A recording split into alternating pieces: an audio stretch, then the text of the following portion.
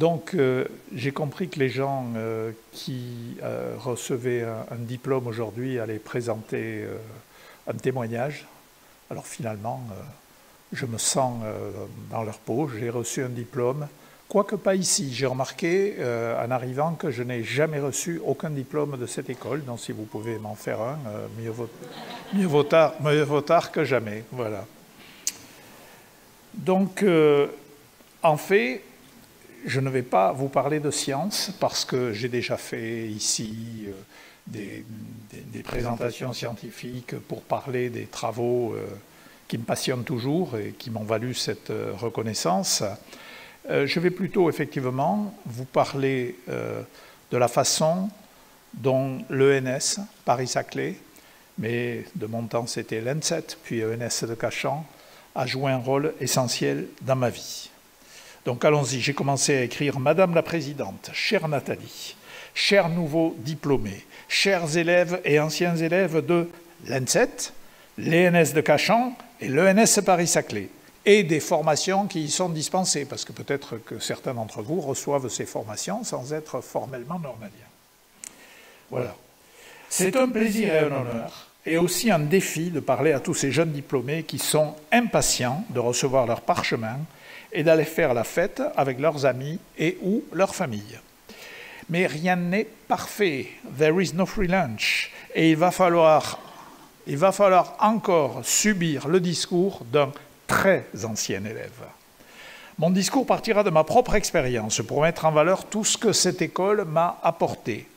Mais c'est vous qui êtes les vedettes de cette cérémonie, vous qui avez étudié ici, et dans une deuxième partie, j'essaierai de me mettre à votre place parce que je pense qu'il y a un changement de perspective par rapport aux gens de ma génération. En quoi cette école a-t-elle définitivement influencé ma vie? En tout. D'abord, bien sûr, en ce qui concerne mes rapports à ma discipline, la physique. J'ose à peine avouer que c'est il y a nettement plus qu'un demi-siècle, en octobre 1965, que j'ai débarqué à Cachan, à l'ENSET, l'École normale supérieure de l'enseignement technique. En première année A1, le concours ouvrait sur les maths, la physique, la chimie, aimant autant les trois disciplines. J'hésitais, j'ai finalement opté pour la physique, sans doute à cause de mon admiration pour mon professeur de terminale au lycée Bernard Palissy d'Agen, M. Hirsch. Il avait su nous expliquer que la physique, c'est l'art de décrire la nature par des mathématiques suffisamment élaborées pour rendre compte avec précision des faits et les expliquer rationnellement, mais suffisamment simples, les mathématiques, pour que l'on puisse trouver facilement des solutions. M. Hirsch faisait aussi des échéances de cours très instructives, bien que réalisées avec des moyens à des années-lumière de ce dont on dispose aujourd'hui. J'ai déjà raconté que j'ai conçu un des éléments cruciaux de l'expérience de Nobel en pensant à une de ces expériences de cours. L'année de classe préparatoire avait permis d'approfondir cette façon de concevoir la physique et nous avait montré combien nous dominions cette matière grâce à l'enseignement de M. Hirsch, puisqu'avec ma condisciple, issue comme moi du lycée d'Agen, nous trustions les meilleures notes en physique dans la classe préparatoire. C'est sans doute pour ça que j'ai décidé de faire de la physique à l'ENSET.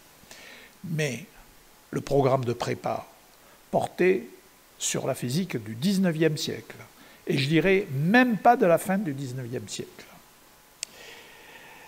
C'est donc un petit provincial qui débarque avec des connaissances sur la physique ancienne bien assimilées, des connaissances sur la physique moderne bien faibles, mais une passion pour la physique communiquée par des enseignants exceptionnels. Mon projet professionnel est alors de devenir professeur de physique de terminale, comme M. Hirsch.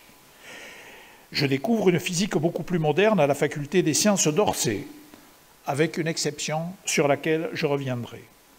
Je passe beaucoup de temps dans les locaux, les laboratoires de physique de l'ENSET, où nous avons le privilège d'accéder librement à l'ensemble du matériel et de pouvoir faire nous-mêmes des montages, au lieu de les trouver tout faits comme dans les TP traditionnels.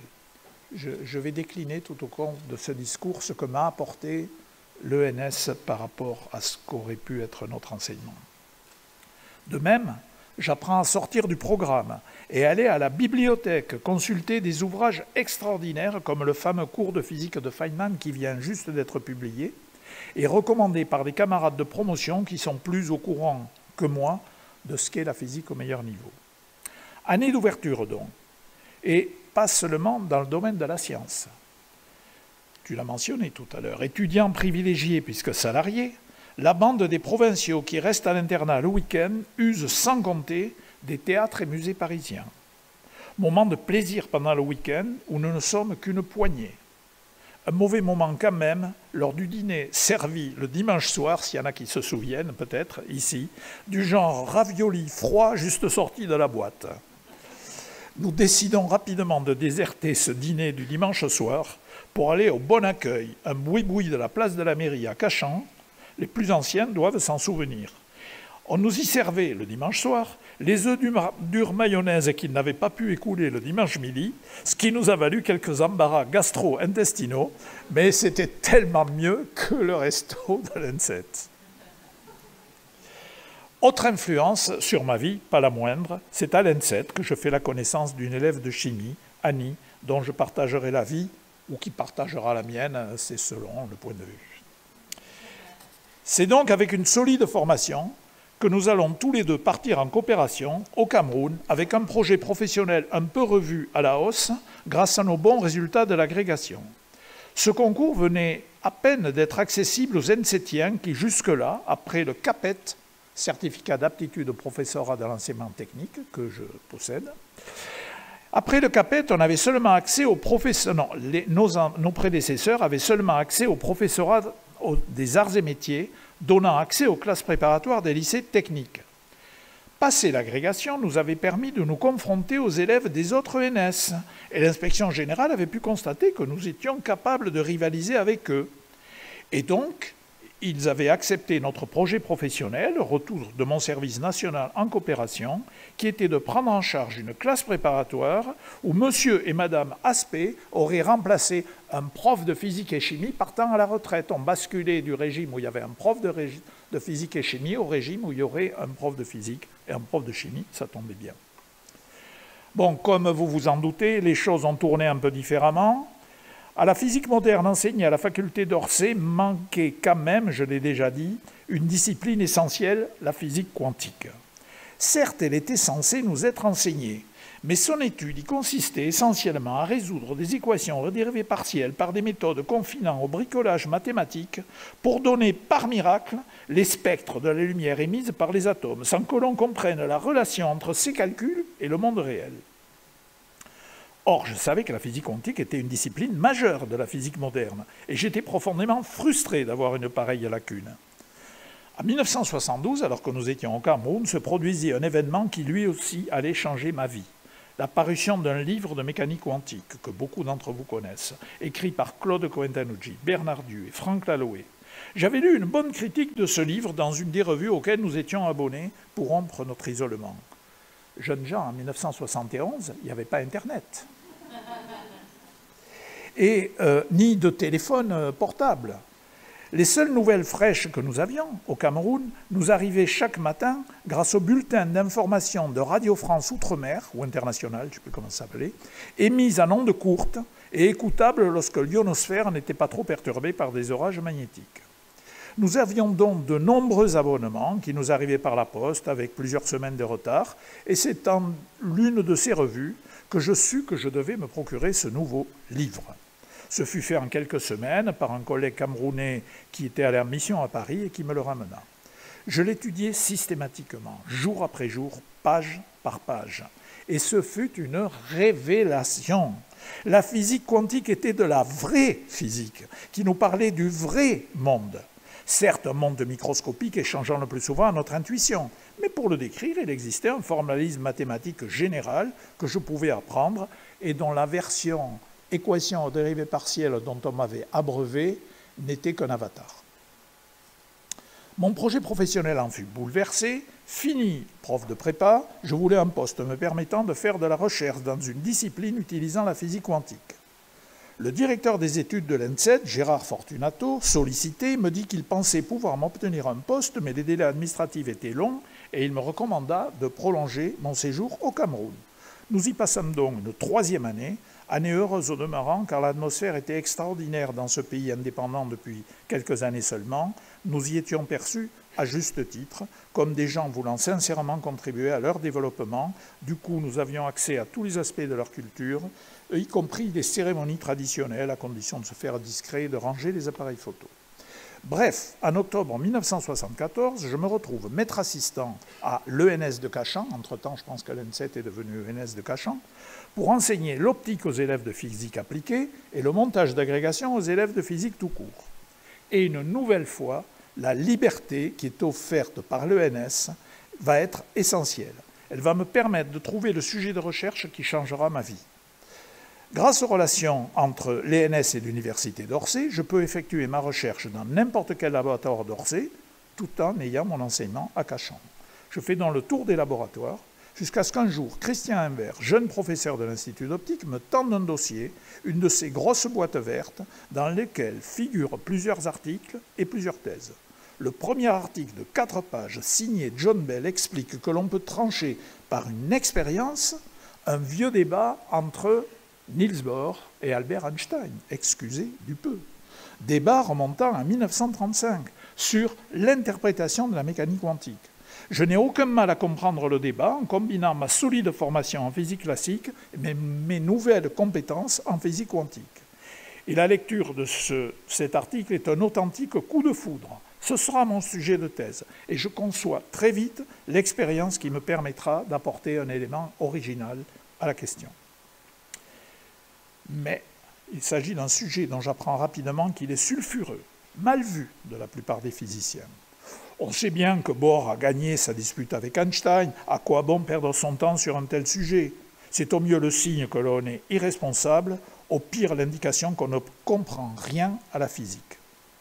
Une nouvelle fois, l'ENS de Cachan, toujours en la personne du directeur du département de physique, Gérard Fortunato, va jouer un rôle essentiel en m'autorisant à me lancer dans ce sujet déjanté. En dépit des mises en garde, dans ce sujet déjanté, en dépit des mises en garde. Je mettrai 8 ans à mener à bien mon projet à l'Institut d'optique, tout en assurant un enseignement exigeant, avec une interruption d'1 an où je suis remplacé par Pierre Chavel, chargé de recherche CNRS à l'Institut d'optique, qui a compris l'intérêt du sujet. À la fin de ces expériences, au début des années 1980, j'ai été rejoint par 2 étudiants particulièrement brillants, l'un d'entre eux ancien élève de cette école, Philippe Grangier, et j'ai eu le plaisir de les amener avec moi à Stockholm en décembre dernier. On voit combien l'ENS a joué un rôle important pour moi. Parmi tout ce que je dois à l'ENS, je ne peux pas passer sous silence la remarquable formation aux techniques de communication scientifique qui prenait la forme de l'entraînement à la leçon d'agrégation. C'est cette aptitude à communiquer qui m'a permis de progressivement faire évoluer un certain nombre de mes collègues dans mon environnement proche, puis national, puis international. En 1982, lors du résultat de l'expérience, nombreux étaient ceux qui ne considéraient plus que le sujet était sans intérêt et qui, au contraire, avaient compris l'intérêt de réaliser ces expériences. Et je pense que cette aptitude à expliquer, je le dois à ma préparation à l'agrégation. Dernier élément que je dois à mes années d'ENS de Cachan, la proximité avec les sections de sciences appliquées, qu'il s'agisse de la physique appliquée ou des sections B. Ça s'appelle toujours les sections B ? Non, ça ne s'appelle plus les sections B. Bon, bref, enfin, vous voyez ce que je veux dire, génie civil, etc., etc. Voilà. Personnellement, je ne suis guère doué pour imaginer les applications de mes travaux. Mon domaine, c'est la physique de base. Mais la fréquentation de la physique appliquée et des sections dont je viens de parler m'ont permis de voir la grande valeur des disciplines appliquées. Et en conséquence, j'ai toujours expliqué à mes étudiants, thésards, collaborateurs, que s'ils avaient une bonne idée d'application, il ne fallait pas hésiter à la pousser. Ce n'était pas se salir les mains, contrairement à l'atmosphère qui régnait quand j'ai débuté en physique de base. Le résultat, c'est que plusieurs de mes anciens étudiants m'ont pris au mot et sont venus me demander mon soutien lorsqu'ils ont voulu lancer une start-up. Et c'est ainsi que je suis impliqué par plusieurs des start-up du quantique, que ce soit comme membre du conseil scientifique, comme actionnaire du premier tour, la famille et les amis qui donnent ce qu'on appelle la love money, n'est-ce pas, l'argent des amis. Et même pour une d'entre elles, je suis membre fondateur. C'est grâce à ces gens à qui j'avais dit « il faut y aller ». En résumé, ce que l'ENS m'a apporté, une ouverture à la science moderne par rapport à un programme de classe préparatoire bien vieillot, la possibilité d'initiative dans des labos d'enseignement, l'ouverture d'esprit qui m'a permis de faire une thèse sur un sujet que j'avais choisi qui n'était pas dans l'air du temps, l'ouverture vers les applications. Je suis sûr que beaucoup d'entre vous ont trouvé, chacun dans sa discipline, les mêmes intérêts et avantages à étudier dans cette école, programme moderne, possibilité d'initiative et de travaux personnels, ouverture possible vers des sujets, je prononce le mot pour la deuxième fois, déjantés, ouverture, pas tout le monde hein, quand même, ouverture vers des applications importantes pour la société. J'ai vu qu'elle fronçait les sourcils, la présidente, donc c'est pour ça que j'ai dit pas tout le monde. Mais j'ai conscience que les préoccupations de votre génération sont différentes de celles de la mienne. J'espère quand même que, comme nous, vous êtes passionnés par votre discipline, passionnés par les défis intellectuels qu'elle vous présente. Mais votre génération est préoccupée, à juste titre, par les problèmes de la planète, qui ne se posaient pas du tout à notre époque. Les premiers rapports du Club de Rome dans les années 60, faisant remarquer que la planète n'est pas infinie, avaient eu peu d'écho, alors qu'aujourd'hui, c'est une évidence qu'il faut se préoccuper du réchauffement climatique. Et pour arriver, contre les climato-sceptiques, à la conclusion indiscutable que le réchauffement climatique est dû à l'activité humaine, il a fallu des travaux très sophistiqués, de dizaines de laboratoires et de milliers de scientifiques, et pas seulement des incantations. Vous, les niveaux diplômés, vous devez prendre en charge ces problèmes. Ne pensez pas que vous les résoudrez contre la science, qu'il s'agisse de sciences humaines ou de sciences dures, que certains appellent sciences inhumaines. Mais quand les gens me traitent de sciences inhumaines, je les traite de sciences molles. Dur, mou, humain, inhumain. Utilisez votre expertise pour résoudre les problèmes, ou au moins adopter une position rationnelle dans le débat public. Et même si votre priorité est votre discipline, n'oubliez pas les problèmes de la planète et vous pourrez peut-être voir vos sujets sous un autre jour. Et je vais vous en donner un exemple personnel sur la façon dont les préoccupations actuelles ont surgi dans mon domaine, la physique quantique et ses applications. Le jour de l'annonce du Nobel, en octobre dernier, une conférence de presse a été organisée immédiatement en fin d'après-midi à l'Institut d'optique, l'établissement où j'ai fait les travaux qui ont conduit au Nobel et où j'ai ensuite fondé un groupe de recherche qui a accueilli des dizaines d'élèves de cette école. À cette conférence de presse étaient présents la ministre, la présidente de l'université, de l'ENS et bien d'autres. Au fond de l'amphithéâtre, les étudiants de Supoptique s'étaient massés pour participer à l'événement. Après les congratulations de rigueur et mes réponses à de nombreuses questions, plutôt intéressantes d'ailleurs, une étudiante de Supoptique s'est avancée et m'a interpellé d'une façon certes très polie, mais sa question voulait dire « tout ça c'est très joli, la physique quantique, l'intrication, l'ordinateur quantique, mais c'est pas ça qui va nous résoudre les problèmes de la planète ». Eh bien, comme je lui expliquais, cela va peut-être aider plus qu'elle ne le croit. Et je vais vous expliquer ce que je lui ai répondu. On parle beaucoup d'avantages quantiques, et par là on a en tête le fait que l'ordinateur quantique pourrait effectuer des calculs inaccessibles aux ordinateurs classiques les plus puissants, les fameux High Performance Computers. Mais on peut considérer l'avantage quantique de notre point de vue. Et si cela permettait d'effectuer les mêmes calculs, mais avec des dépenses d'énergie beaucoup plus faibles? Ce ne serait pas si mal pour la planète. Alors essayez de vous souvenir de mon message. Quel que soit votre domaine d'activité, aussi pointu soit-il, demandez-vous si on ne peut pas le prendre d'une façon un peu différente qui serait particulièrement bonne pour la planète. Bravo à tous pour ces diplômes que vous allez recevoir aujourd'hui et bonne continuation pour de belles carrières.